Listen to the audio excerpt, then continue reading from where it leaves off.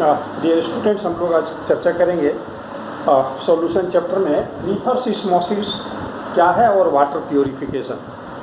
तो जैसा कि तुम देख सकते हो फिगर में, हम लोगों ने इस चैम्बर में प्योर वाटर लिया है और दूसरे वाले चैम्बर में लिया है सॉल्ट वाटर या सी वाटर। तो यू नो बेटर कि sea water contains a lot of salts dissolve in water. कई तरह के सॉल्ट उसमें डिजॉल्व रहते हैं और एसपीएम से सेपरेट कर दिया गया है दोनों चैम्बर को, और इधर एक आउटलेट, वाटर निकलने के लिए एक आउटलेट बनाया गया है। यहाँ देख रहे हो पिस्टन है, पिस्टन फिक्स कर दिया गया है, मूवेबल पिस्टन, वो मूव कर सकता है। और उस पिस्टन पर अगर हम प्रेशर अप्लाई करें, एक्सेस बहुत हाई प्रेशर, इतना हाई प्रेशर कि ऑस्मोटिक प्रेशर से भी ज़्यादा हो, तो व्हाट विल हैपन नेचुरली। अच्छा, अगर हम पिस्टन नहीं लगाते, उस साइड से अगर प्रेशर अप्लाई नहीं करते, तो हम लोग जैसा कि ऑस्मोसिस में जानते थे कि अगर सेमी परमिएबल मेम्ब्रेन से दो डिफरेंट टाइप का सॉल्यूशन, एक प्योर वाटर और एक सॉल्यूशन सेपरेट किया हुआ है, तो सॉल्वेंट मॉलिक्यूल यानी वाटर मॉलिक्यूल का movement through the semi permeable membrane solution side से सॉल्वेंट साइड हो जाता है। ये नेचुरल प्रोसेस था ऑटोमेटिकली। बट हम लोगों ने यहाँ क्या किया, एक कंडीशन अप्लाई कर दिया, नहीं, सॉल्यूशन साइड में pressure greater than osmotic pressure apply करते हैं। जब उधर से एक्स्ट्रा प्रेशर, जरूरत से ज़्यादा प्रेशर पड़ेगा, देन व्हाट विल हैपन, अब रिवर्स प्रोसेस होने लगेगा।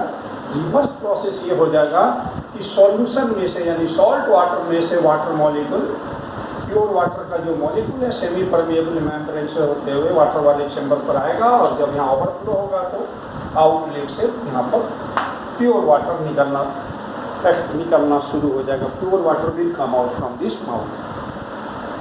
तो ये तो जस्ट उल्टा हो गया। कहाँ तो ऑस्मोसिस में क्या होता था, प्योर वाटर से यानी सॉल्वेंट से सॉल्यूशन की तरफ मूवमेंट होता था सॉल्वेंट मॉलिक्यूल, और अब सॉल्यूशन साइड से सॉल्वेंट की ओर यानी प्योर वाटर की ओर मूवमेंट हो रहा है। तो ये ऑस्मोसिस से उल्टी प्रोसेस है, रिवर्स प्रोसेस है। That's why this is called reverse osmosis. इसको अगर डिफाइन करने की बात होगी कि द फ्लो ऑफ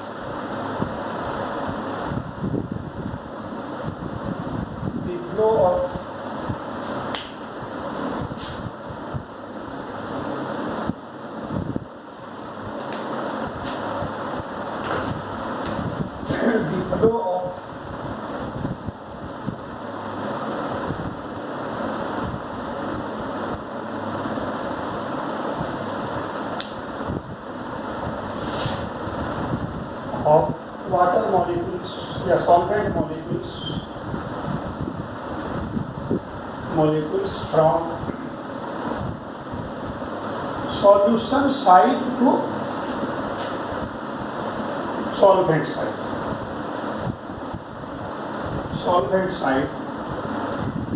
through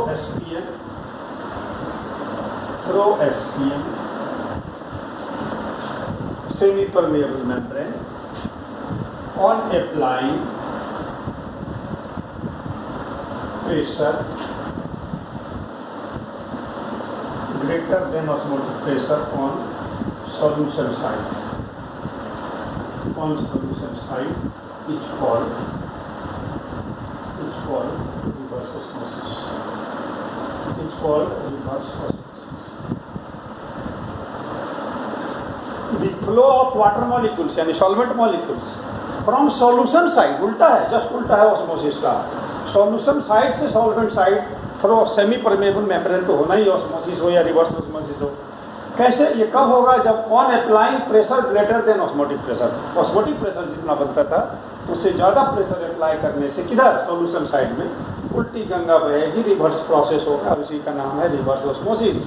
और ये बड़ा प्रैक्टिकल यूटिलिटी का है ये प्रोसेस, रिवर्स ऑस्मोसिस को ही शॉर्ट में हम लोग RO कहते हैं। डेली लाइफ में बहुत बार यूज करते हैं RO, रिवर्स ऑस्मोसिस।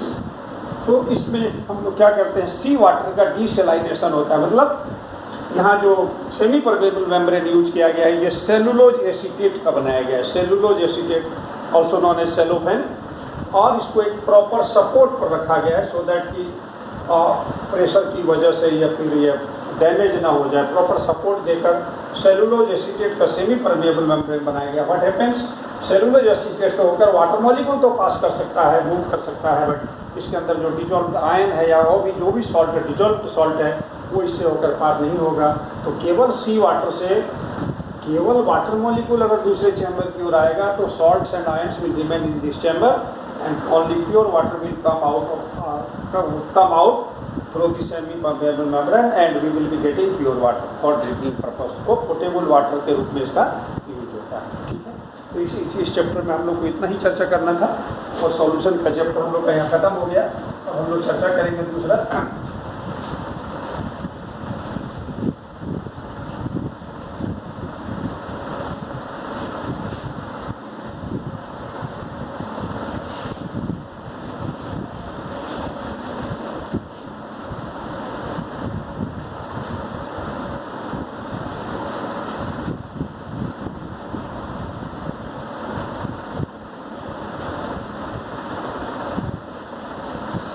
हम लोग दूसरा चैप्टर होगा इलेक्ट्रोकेमिस्ट्री। इलेक्ट्रोकेमिस्ट्री थर्ड चैप्टर हम लोग शुरू करते हैं। Electrochemistry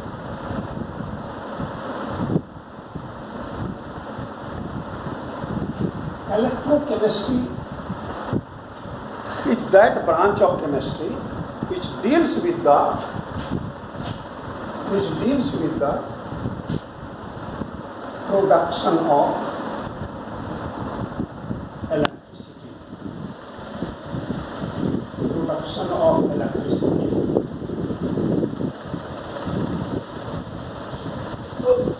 by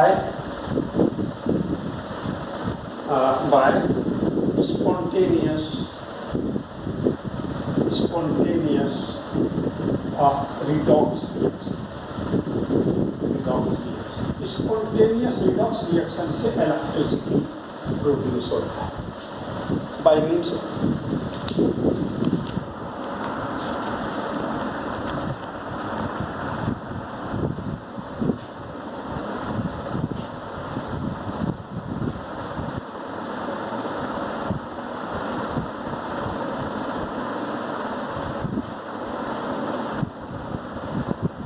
production of electricity bye spontaneous redox reaction. और इसके लिए जो सेल यूज होगा उसको हम लोग के जो डिवाइस यूज होगा उसको हम लोग गैल्वेनिक सेल कहेंगे, गैल्वेनिक सेल्स। और एक दूसरा काम होगा इसका पासिंग ऑफ इलेक्ट्रिक करंट या passage of electricity, electricity pass करो carry out non-spontaneous chemical reaction or redox reaction, non-spontaneous redox reaction। इस काम को जहाँ पर करेंगे इसके लिए जैसा जो डिवाइस तैयार किया जाएगा, क्या हालत है।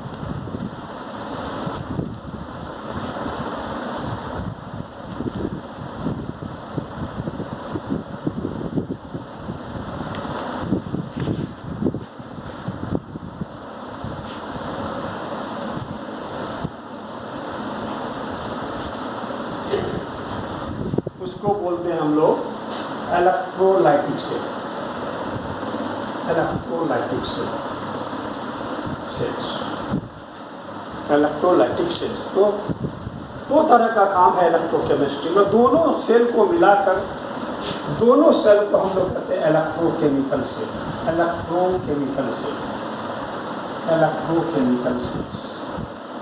तो इलेक्ट्रोकेमिकल सेल्स दो तरह के हो गए, गैल्वेनिक सेल्स और इलेक्ट्रोलाइटिक सेल्स। दो काम हो गए इलेक्ट्रोकेमिस्ट्री में। ये केमिस्ट्री का it is that branch of chemistry that deals with the study of production of electricity, means how electricity will be produced by carrying out by means of automatic और spontaneous redox reaction will take place. As for example in battery what happens, battery में क्या होता है, कुछ chemicals उसमें रखे होते हैं, बैटरी में डाले होते हैं पहले से।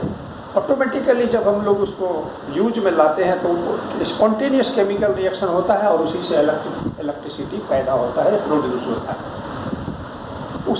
जो बैटरी है वो गैल्वेनिक सेल का एग्जाम्पल है, जो हम लोग डेली लाइफ में बैटरी का यूज करते हैं। Other we are using the dry cell और लेड स्टोरेज बैटरी, जो कि इन्वर्टर में और फिर ट्रक में और बसेस में, कार वगैरह में जो यूज होता है, तो देखा जाए तो वो गैल्वेनिक सेल है, गैल्वेनिक सेल ही है, बैटरी के नाम से जाना जाता है।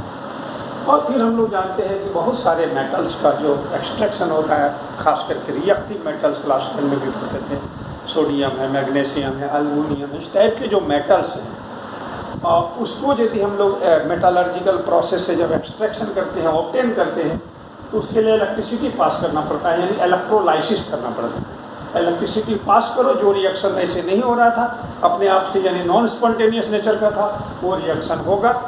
इसका मतलब ये हुआ कि यहाँ पर केमिकल एनर्जी उसके अंदर, बैटरी के अंदर जो है वो chemical energy is converted into electrical energy, और वहाँ इलेक्ट्रिसिटी पास की, यानी इलेक्ट्रिकल एनर्जी यूज किया to bring about the chemical reaction bring about करने के लिए, ठीक है।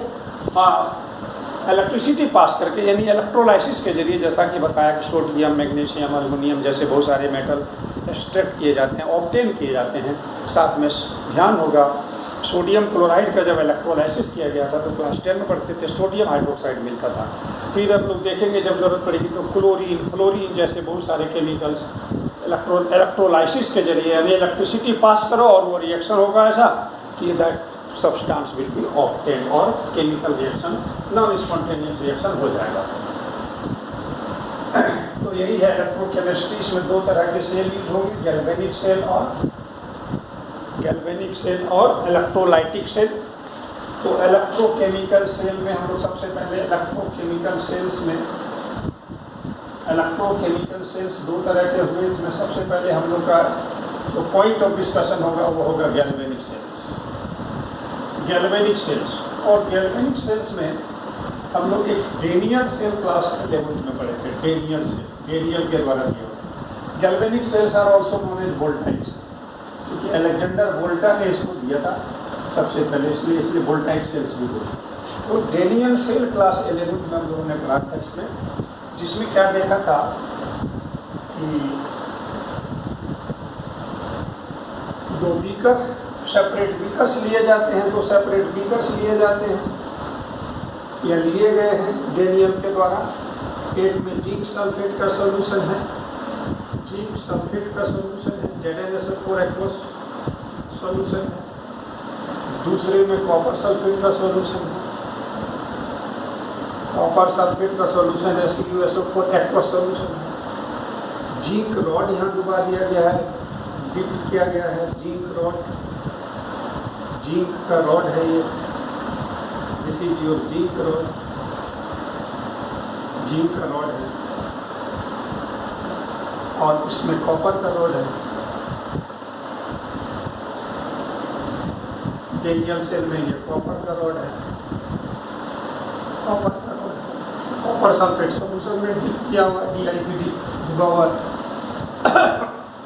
क्लास 11 में पढ़े थे। दोनों सॉल्यूशन को कनेक्ट करने के लिए इन्वर्टेड यू टाइप का स्ट्रक्चर में केमिकल डाला होता है, तो पोटेशियम क्लोराइड या फिर अमोनियम नाइट्रेट वगैरह अगर के साथ मिक्स करके पेस्ट लाइक सब्सटेंस इसके अंदर होता है, इसका नाम होता है सॉल्ट ब्लीच। क्लास 11 में इसे पढ़े थे सॉल्ट ब्लीच के बारे में। और इसके अलावा ये दोनों इलेक्ट्रोड्स, जिंक और कॉपर के इलेक्ट्रोड्स वायर के द्वारा कनेक्ट किया गया है, वायर के द्वारा कनेक्ट कर दिया गया। ये क्लास 11 में हम लोग पढ़े थे गैल्वेनिक सेल, और ये भी पढ़े थे कि इसमें जो रिएक्शन हुआ है Zn zinc plus copper ion aqueous converted to zinc ion plus copper, ये केमिकल रिएक्शन हुआ। इसमें overall reaction zinc has been converted into zinc ion, copper ion has been converted into copper. This reaction has taken place, and due to this chemical reaction क्या होगा, यहाँ पर zinc rod से copper rod की ओर electron का flow होता है, और कॉपर से इसकी ओर ऑपोजिट डायरेक्शन में करंट फ्लो होता है। इधर कॉपर रॉड से जिंक की ओर, जिंक रॉड से कॉपर रॉड की ओर इलेक्ट्रॉन का फ्लो होता है, ये हम लोग क्लास 11th में पढ़े थे। यानी इलेक्ट्रिसिटी प्रोड्यूस हुआ, करंट फ्लो होना, इसका मतलब इलेक्ट्रिसिटी प्रोड्यूस हुआ है, that is flowing from copper rod to zinc. और सॉल्ट ब्रिज ने कनेक्टिविटी पूरा किया है, सब बारे में चर्चा जानते हो पहले से। तो देखे क्या कि रिएक्शन हुआ और उससे जो इलेक्ट्रिकल एनर्जी प्रोड्यूस हुई और करंट का फ्लो हुआ। और करंट फ्लो होने के लिए फिजिक्स में पढ़ते होंगे कि पोटेंशियल डिफरेंस का होना जरूरी है। तो यहाँ इलेक्ट्रॉन पोटेंशियल डिफरेंस 1.1 वोल्ट का होता है यदि जो यहाँ सॉल्यूशंस लिए गए हैं उसका कंसंट्रेशन 1 मोल पर लीटर हो, यानी यूनिटी। अब इसमें देखें, and this is known as, ये डैनियल ने बनाया था इसलिए डैनियल सेल है। लेकिन किसी भी सेल में, डैनियल का सेल हो या और किसी साइंटिस्ट का दिया हुआ सेल हो, अगर उसमें केमिकल रिएक्शन के फलस्वरूप as a result of chemical reaction अगर इलेक्ट्रिक करंट पैदा होता हो तो उसको हम लोग गैल्वेनिक या वोल्टेइक सेल कहते हैं। तो इस डैनियल सेल को हम लोग गैल्वेनिक सेल इसलिए कहेंगे, केमिकल रिएक्शन से इलेक्ट्रिकल एनर्जी प्रोड्यूस हो रहा है। अब हम लोग जरा देखें कि अगर एक्सटर्नल सोर्स से अगर हम लोग इसमें कुछ external source of electrical energy अगर इसमें हम लोग कनेक्ट करें तो क्या हो सकता है। फॉर एग्जाम्पल,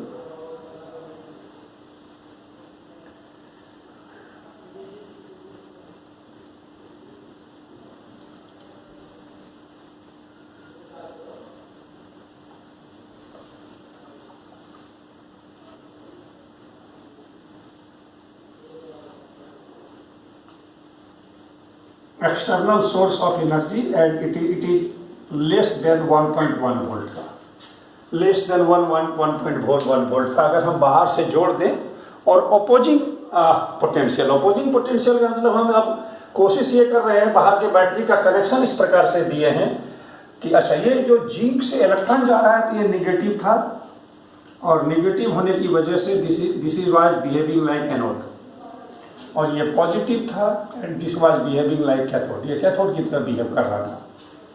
निगेटिव इलेक्ट्रोड और ये पॉजिटिव इलेक्ट्रोड, ये it is behaving like anode and this is behaving like cathode. और केमिस्ट्री में निगेटिव इसलिए कहें कि ये सोर्स ऑफ इलेक्ट्रॉन है और सोर्स ऑफ इलेक्ट्रॉन वही हो सकता है जो निगेटिवली चार्ज है। तो ये रॉड हम लोग डिस्कस करेंगे कि निगेटिवली चार्ज है।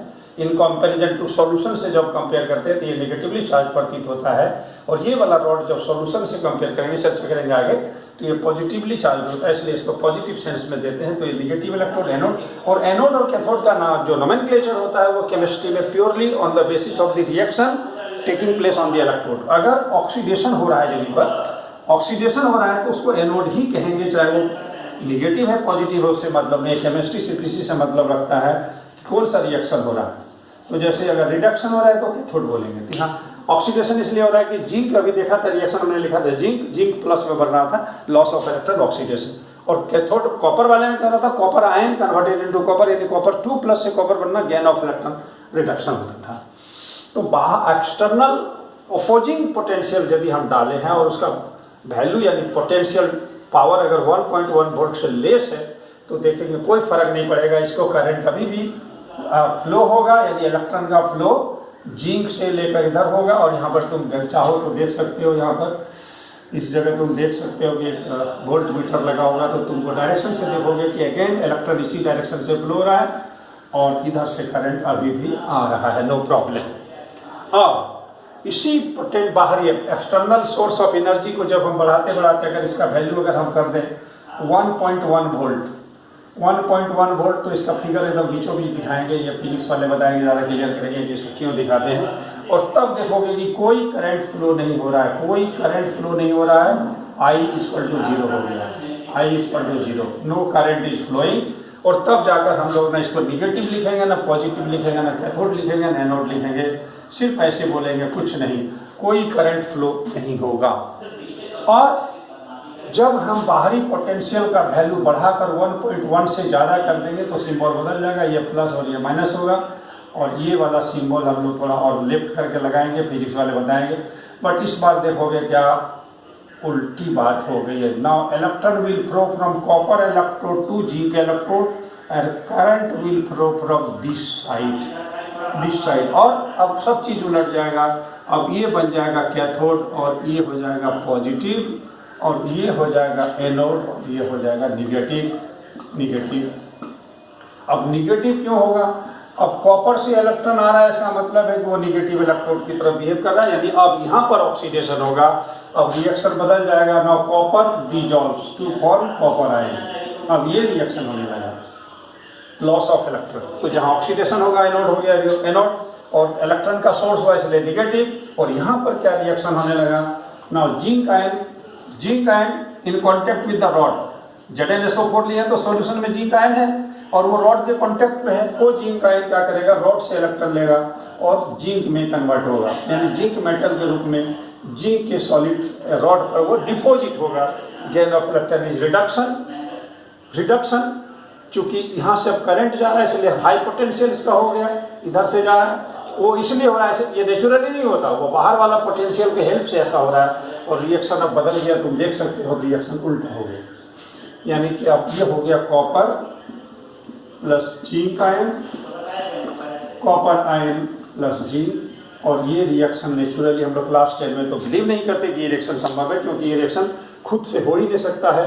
ये जब रिएक्शन को उलट दिया गया और अब जब ऐसा कर दिया गया तो अब ये पूरा सिस्टम या डिवाइस कहते हैं इलेक्ट्रोलाइटिक सेल हो गया। और इसकी अपनी वजह से नहीं थी, वो बाहर से जो हम लोगों ने अप्लाई किया था बैटरी या वोल्ट, जिसका वैल्यू 1.1 वोल्ट था, उसकी वजह से अब ये इलेक्ट्रोलाइटिक सेल की तरह बिहेव करने लगा। ठीक है ना।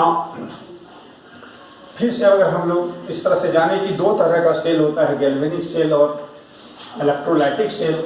अब गैल्वेनिक सेल की अगर हम लोग बात करें, तो एक डेनियल सेल एक एग्जाम्पल था। जैसा कि हमने कहा Daniel cell was also galvanic cell, और गैल्वेनिक सेल में ये भी कहा था हम लोगों ने कि it is a device that converts the chemical energy of a spontaneous redox reaction into electrical energy, and that electrical energy और electrical work, energy है तो work होगा, is used for running motors, motor चला लो, और कोई भी electrical gadgets जैसे heater है, गीजर है, फैन है, कुछ भी चला सकते हो ड्यू टू दैट रिएक्शन। और है कि रिएक्शन अगर अपने आप हो रहा है तो 11th में भी पढ़े, रिएक्शन वही अपने आप से होगा जिसका डेल्टा जी नेगेटिव होता है, गिब्स एनर्जी डिक्रीज करता है। इसका मतलब है कि उसका केमिकल एनर्जी यूज्ड अप हो रहा है, यूज्ड अप किस लिए? इलेक्ट्रिक एनर्जी प्रोड्यूस करने के लिए, इलेक्ट्रिक एनर्जी। तो डेनियल सेल में हम लोगों ने देखा था क्या कि जिंक जो था लेफ्ट वाले में और बीकर में, उसका रिएक्शन कॉपर से होता था, कॉपर आयन से, और जिंक कन्वर्ट होकर बन जाता था जिंक आयन, और कॉपर आयन कन्वर्ट होकर होता था कॉपर। ये वाला केमिकल रिएक्शन, ओवरऑल रिएक्शन हुआ था। अगर इस रिएक्शन को हम लोग देखें बढ़िया से, इस रिएक्शन को दो भाग में बांट सकते हैं। Zinc has been converted into zinc ion through loss of electron, ये जानते हो, ये आधा रिएक्शन हुआ, क्योंकि जिंक और कॉपर आयन का मिलाकर एक रिएक्शन, तो केवल जिंक को अलग कर दिया। ये आधा रिएक्शन, यहाँ ऑक्सीडेशन है, इसलिए इसको ऑक्सीडेशन हाफ रिएक्शन कहते हैं। Oxidation half reaction, half oxidation reaction नहीं लिखना है, कई लोग ऐसा लिखते हैं हाफ यहाँ लिख देते हैं, और आधा ऑक्सीडेशन नहीं होता, ऑक्सीडेशन तो पूरा है, रिएक्शन हाफ है, इसलिए यहाँ पर हाफ से हाफ यहाँ रिएक्शन आधा है, तो पूरा रिएक्शन ऊपर लिखा हुआ है, उसको दो भाग में करना है, तो रिएक्शन को आधा कर सकते हैं, ऑक्सीडेशन आधा नहीं होगा। फिर दूसरा है reduction half reaction, copper ion gain करेगा electron, it will be converted into copper solid, तो ये है reduction half reaction, reduction half reaction. और जैसा कि अभी फिगर थोड़ी देर पहले देखे थे, दोनों अलग अलग पार्ट में होता है, अलग अलग बीकर में होता है। ये रिएक्शन जहाँ होता है वो भी एक आधा सेल का काम किया, हाफ सेल या रिडॉक्स कॉपुल बोलते हैं। रिडॉक्स कॉपुल क्यों बोलते हैं? जिंक का रॉड डूबा हुआ है जिसका ऑक्सीडेशन नंबर 0 है, रिड्यूस्ड फॉर्म हुआ, और उसी में सॉल्यूशन में जिंक सल्फेट का सॉल्यूशन है, यानी जिंक आयन है जिसका ऑक्सीडेशन नंबर 2 हो रहा है, 0 और 2, ये रिड्यूस्ड फॉर्म, ये ऑक्सीडाइज्ड फॉर्म। दो तरह के जिंक का रूप है, जिंक का दो रूप है, 0 वाला और 2 वाला, इसलिए उसको रिडॉक्स कॉपुल कहते हैं, रिड्यूस्ड फॉर्म और ऑक्सीडाइज्ड फॉर्म, या हाफ सेल कहते हैं। और यहाँ पर ऑक्सीडेशन वाला रिएक्शन होता है, इसलिए ऑक्सीडेशन हाफ सेल कहते हैं। कॉपर आयन वाले में भी दो तरह का है, ये भी आधा सेल हुआ दाहिने तरफ वाले बीकर में, और ये भी दो तरह का है, कॉपर 0, कॉपर 2, रिडॉक्स कॉपर, और यहाँ रिडक्शन होता है इसलिए रिडक्शन हाफ सेल भी इसको कहते हैं। ठीक है। और जब इसका एक कन्वेंशन, बाय कन्वेंशन ये है कि अगर इसको डायग्राम से लिखा जाए, दिखाया जाए, शो किया जाए, तो एनोड को लेफ्ट साइड में फिगर बनाना है और कैथोड का फिगर राइट साइड में बनेगा और दोनों कनेक्ट होगा। सॉल्ट ब्रिज से अगर अलग अलग सॉल्यूशन में रॉड्स, इलेक्ट्रोड्स डीप किया हुआ है, डुबाया हुआ है, और कभी कभी ऐसा होगा कि सेम सॉल्यूशन में भी दोनों इलेक्ट्रोड डुबाए जाते हैं, तब फिर सॉल्ट ब्रिज की जरूरत नहीं पड़ती, नहीं। तो ये डेनियल ने बनाया। अब सवाल है कि कोई भी बना सकता है या बहुत सारे साइंटिस्ट ने बनाए हैं अपना galvanic cell by using different half cells. किसी ने जिंक लिया और कॉपर लिया, मान लो कोई कॉपर और सिल्वर ले ले, एक हाफ सेल कॉपर का, कॉपर और कॉपर आयन से बना हुआ, दूसरा हाफ सेल सिल्वर और सिल्वर आयन का बना हुआ, एक दूसरा क्या कहते हैं गैल्वेनिक सेल पर तैयार हो जाएगा। कोई निकेल ले ले और सिल्वर ले ले, एक अलग हाफ सेल गैल्वेनिक सेल तैयार हो जाएगा। मतलब इनन्यूमरेबल में असंख्य, जिसकी गिनती फिक्स नहीं है, उतने गैल्वेनिक सेल्स बनाए जा सकते हैं या बनाए गए भी।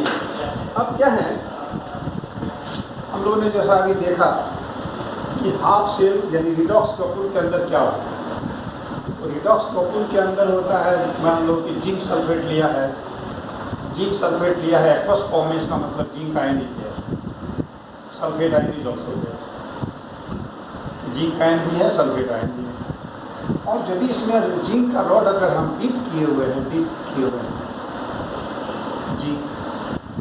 तब यहाँ पर अच्छा जिंक जो है रॉड के रूप में zinc is in the solid phase, और जिंक आयन जो है सॉल्यूशन के अंदर है, तो zinc ion is the aqueous मतलब लिक्विड फेज। तो दो तरह का फेज अगर एक दूसरे को टच करता हो, दो फेज सॉलिड और लिक्विड एक दूसरे को टच करता हो, तो जहाँ एक दूसरे को टच करता हो that is called interface. Surface नहीं कर सकते इसको, इंटरफेस। दो तरह के फेज टच करते हैं। अब यहाँ क्या हो सकता है, दो तरह की संभावना बनती है।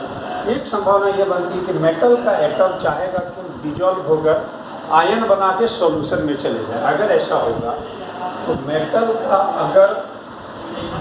का एटम अगर आयन बनाकर सॉल्यूशन में चला जाए एक्वस में, तो जो लॉस्ट इलेक्ट्रॉन है वो तो रॉड पे रहेगा, और इलेक्ट्रॉन निगेटिवली चार्ज है, इसका मतलब एक्स्ट्रा इलेक्ट्रॉन मिल गया, आयन तो सॉल्यूशन में चला गया, पॉजिटिव चार्ज सॉल्यूशन में चला गया, एक्स्ट्रा इलेक्ट्रॉन आ गया, and this will try to make the electrode negatively charge in comparison to the solution. अच्छा, अगर ये काम नहीं हो, क्योंकि बोलोगे ये क्यों होगा, सॉल्यूशन में पहले से भी जिंक आयन है, और वो अगर रॉड का इलेक्ट्रॉन लेकर अगर जिंक का एटम बनाकर जिंक में डिपोजिट की रूप करने लगे एटम, ऐसी परिस्थिति में क्या होगा, रॉड का इलेक्ट्रॉन खर्च हो जाएगा, जिंक बन के जमा होगा, यहाँ न्यूट्रल एटम बन के जमा होगा। तो अगर इसका इलेक्ट्रॉन खर्च हो जाएगा तो ये rod comparatively it will be try to make this rod positively charge, क्योंकि इलेक्ट्रॉन खर्च हो रहा है इसका in comparison to the solution. तो two opposing tendency is going. अब होगा क्या, कौन डोमिनेट करेगा, that depends upon the nature of the metal. अगर मेटल हाईली रिएक्टिव है तो ये वाला प्रोसेस डोमिनेट कर जाएगा, यानी जितना वो इलेक्ट्रॉन लूज कर चुका होगा ये वाला प्रोसेस उतना रिवर्स नहीं होगा। तो ओवरऑल ये निगेटिवली चार्ज हो गया होगा इन कंपेरिजन टू सॉल्यूशन, यानी सॉल्यूशन थोड़ा सा पॉजिटिवली चार्ज और ये रॉड थोड़ा सा negatively charge. Rod solid phase में है, सॉल्यूशन लिक्विड फेज में है, दोनों के बीच में पोटेंशियल का डिफरेंस आ गया, उसी को कहते हैं इस इलेक्ट्रोड का पोटेंशियल। और यदि सारे चीज़ ये रॉड प्योर फॉर्म में हो, सॉल्यूशन का कंसंट्रेशन 1 मोल पर लीटर है, तो उस समय जो इलेक्ट्रोड पोटेंशियल इसका बनता है उसको कहते हैं स्टैंडर्ड इलेक्ट्रोड पोटेंशियल। ठीक है, तो डिपेंडिंग अपॉन द टेंडेंसी, जैसे जिंक वाले का कहा, अगर ये उल्टा प्रोसेस होता है जैसे कॉपर में, कॉपर उतना रिएक्टिव मेटल नहीं है, कॉपर का यदि केस यहाँ रहता है, हमारा कॉपर का केस, अगर कॉपर का रॉड रहता, कॉपर का सल्फेट अगर हम लोग यहाँ लिए होते कॉपर सल्फेट, तो कॉपर आयन का फॉर्मेशन होगा। तो वहाँ इस परिस्थिति में क्या होता है, ये जो कॉपर आयन के द्वारा कॉपर आयन बनाने वाली टेंडेंसी कमज़ोर पड़ जाती है। और कॉपर आयन के द्वारा कॉपर बनाने वाली टेंडेंसी मजबूत होती है। नतीजा क्या होगा कि कॉपर से कॉपर आयन नहीं बन पाएगा, यानी इलेक्ट्रॉन लॉस नहीं हो पाएगा उतना रॉड पे रहने के लिए, निगेटिव चार्ज नहीं बन पाएगा। ये अगर होगा तो इलेक्ट्रॉन यूज होगा रॉड का, और इस प्रकार से जो इलेक्ट्रोड है वो पॉजिटिवली चार्ज होगा in comparison to the solution, और फिर यहाँ भी इलेक्ट्रोड पोटेंशियल डेवलप होगा। फिर उसी तरह से अगर कंसंट्रेशन यूनिटी है यानी स्टैंडर्ड स्टेट में सब हैं, तो उसका नाम हो जाएगा standard electrode potential, standard electrode potential. तो अगर डेनियल सेल में एक जिंक है और एक कॉपर है, और दोनों को अगर हम लोग लिंक कर दिए हैं कॉपर से वायर से वोल्ट मीटर डाल के, तो एक अगर नेगेटिव इलेक्ट्रोड की तरफ बिहेव करता है कंपैरेटिवली, तो उसको हम लोग बोलेंगे ये एनोड का काम करेगा। और जो electrode in comparison to solution अगर वो पॉजिटिवली चार्ज अगर फील हो की तरह बिहेव करता है, तो उसको बोलेंगे कैथोड। इसका मतलब है कि दोनों का बिहेवियर अलग अलग है, एक नेगेटिवली चार्ज की तरह, एक पॉजिटिवली चार्ज की तरह। पॉजिटिवली चार्ज वाले का पोटेंशियल हाई होता है और वहाँ से करंट फ्लो होता है, और इस तरह से flow of current starts taking place from copper electrode to zinc. और इस दोनों इलेक्ट्रोड के बीच में जो पोटेंशियल का डिफरेंस होता है, उसको हम लोग सेल पोटेंशियल है, cell potential, cell potential, cell potential, cell potential, cell potential है difference in potential, difference in potential between two electrons, between two electrons।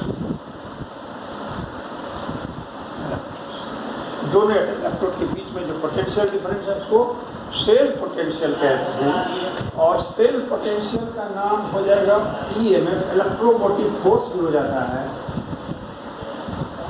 शर्त यही है जिस समय दोनों इलेक्ट्रोड को कनेक्ट करने से पहले, कनेक्ट किया है बट अभी ऑन पोजीशन में नहीं किया, मतलब no uh current has been drawn from it, उससे कोई करंट अगर ड्रॉ नहीं किए हैं, तब जो डिफरेंस आएगा वो डिफरेंस जो एज पर नॉर्म्स है, राइट साइड में जो हाफ सेल बनाया गया उसका पोटेंशियल, और माइनस जो लेफ्ट साइड में बनाया गया उसका पोटेंशियल का डिफरेंस।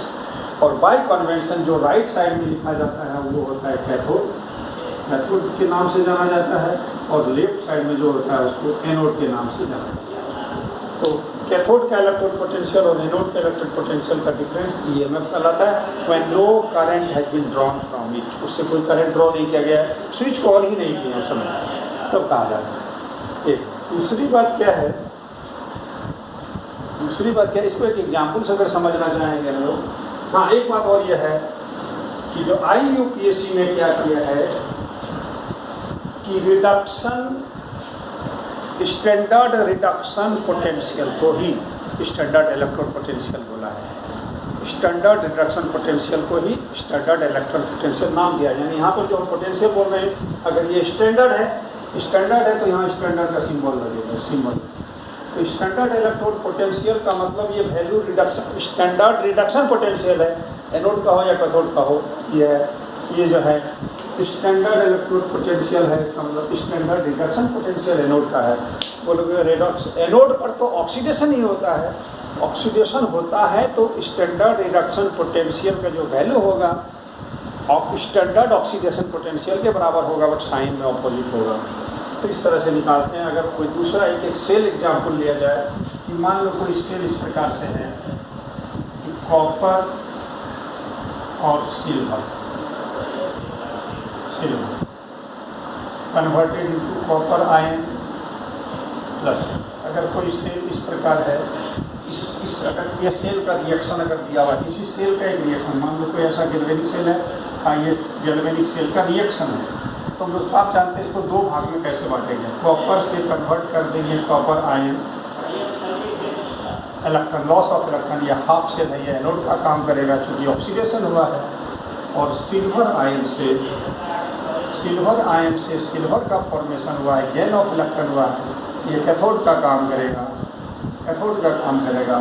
और बाय कन्वेंशन भी ये है कि सेल को रिप्रेजेंट कर जब करना पड़ता है तो रिडॉक्स कॉपुल यानी उसका जो सॉलिड फेज और लिक्विड फेज है, सॉलिड फेज और लिक्विड फेज, इंटरफेस जहाँ होता है, दो तरह का फेज, वहाँ वर्टिकल लाइन देते हैं और एक हाफ सेल को दूसरे हाफ सेल से जहाँ सेपरेट किया जाता है वहाँ डबल वर्टिकल लाइन देते हैं। फॉर एग्जाम्पल इसको कैसे लिखेंगे, Cu सॉलिड फेज और Cu आयन बना है लिक्विड फेज, इसको वर्टिकल लाइन देंगे, सेपरेट हो गया, redox couple reduced format of oxidation, ऐसे हो गया। और वर्टिकल लाइन देंगे क्योंकि हाफ से लेयर रिप्रेजेंट हो गया। और दूसरे वाले में क्या होता है, silver ion is converted into silver solid, तो उसको ऐसे लिखेंगे। यहाँ पर रिडक्शन हो रहा है इसलिए आयन वाला प्लस वाला पहले और ये रिड्यूस्ड फॉर्म वाला बाद में। तो ये हो गया सेल का रिप्रेजेंटेशन। सेल का रिप्रेजेंटेशन उसमें हम देख सकते हैं कि एक कॉपर का हाफ सेल बना, एक सिल्वर का हाफ सेल बना, सिल्वर वाला कैथोड है और कॉपर वाला एनोड है। इसका अगर ईएमएफ निकालने की बात आएगी, हम लोग बोलेंगे कि नियम तो ये है कि ई आर माइनस ई लेफ्ट, तो आर में हो गया कौन, कैथोड वाला सिल्वर वाला, जी प्लस ऑफ दी सिल्वर और minus E of the copper plus of the copper. हाँ, जब ये लिखा जाएगा, इलेक्ट्रोड पोटेंशियल का सिंबल लिखा जाएगा, हमेशा ऑक्सीडाइज्ड फॉर्म पहले होगा, रिड्यूस्ड फॉर्म बाद में होगा। मैंने ज़्यादा ऑक्सीडेशन नंबर वाला पहले, कम ऑक्सीडेशन नंबर वाला बाद में। चाहे एनोड हो या कैथोड, उससे कोई फर्क नहीं पड़ता है। लिखने का तरीका इलेक्ट्रोड पोटेंशियल का रिप्रेजेंटेशन इसी तरह से होगा। और इस कन्वेंशन से हमेशा ही इसका जो डिफरेंस आएगा वो हमेशा पॉजिटिव आएगा इस कन्वेंशन के हिसाब से। There may be exceptions. Okay, ठीक है, इससे जो रिलेटेड सवाल है इसको सॉल्व करके